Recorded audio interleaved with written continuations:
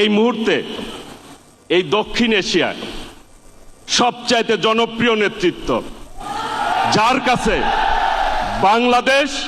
বাংলাদেশের মানুষ, বাংলাদেশের গণতন্ত্র নিরাপদ, গণপ্রজাতন্ত্রী বাংলাদেশ মাননীয় প্রধানমন্ত্রী দেশ নায়ক তারেক রহমান আজকের প্রধান অতিথি। উপস্থিত মন্ত্রীবর্গ, মাননীয় আমাদের এলজিআরডি দায়িত্বে নিয়োজিত প্রতিমন্ত্রী মীর শাহ আলম এমপি, উপস্থিত রয়েছেন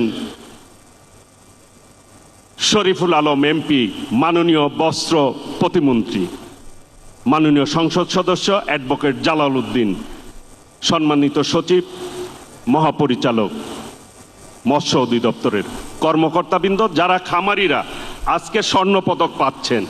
এই প্রোগ্রামটি সচরাচর চিনমৈত্রীতে করা হয়, কিন্তু মাননীয় প্রধানমন্ত্রী নির্দেশে যেই এলাকায় খামারিদেরকে আমি পুরস্কার দিব, খামারির একটি অবস্থান থাকতে হবে, পরিবেশ থাকতে হবে, তাদের কাছে যে আমি পুরস্কার দিব। সেই জন্যই কিন্তু মাননীয় প্রধানমন্ত্রীর নির্দেশে এইখানে আমরা বেছে নিয়েছি, সেই জন্য আন্তরিকভাবে ধন্যবাদ জানাই।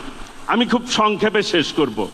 আজকের মৎস্য শিল্প, মাননীয় প্রধানমন্ত্রী, আমরা মৎস্য দায়িত্ব পালন করার এই 6 মাস, আজকে কিন্তু সর্বশেষ 180 দিন যেটি সবাই বলে, এই সরকারের শেষ দিন আজকে, কর্মদিন।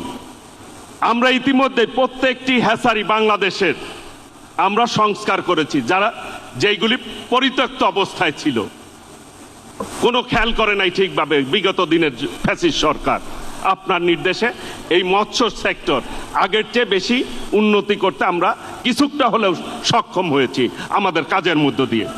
আমরা চিন্তা করছি মিঠা পানির মাছ রপ্তানি করার জন্য। এই অঞ্চল কিন্তু মাননীয় প্রধান অতিথি 60% মাছ সারা বাংলাদেশে অন্যরা উৎপাদন করে, আর 40% মৎস্য কিন্তু এই ময়মনসিংহ অঞ্চল থেকে মিঠা পানির মাছ উৎপাদিত হয়। কাজেই এইখানে সবার দাবি একটি ফিশ প্রসেসিং সেন্টার, সেটিও আমরা করার আপনার কাছে অনুরোধ করব, সেটি করার জন্য। ইতিমধ্যেই চিংড়ি শিল্পকে উন্নত করার জন্য এই মন্ত্রণালয় বেনামি চিংড়িতে আমরা অনুমতি দিয়েছি। ইনশাআল্লাহ আগামী বছর রপ্তানির পরিমাণ বাড়বে চিংড়ির।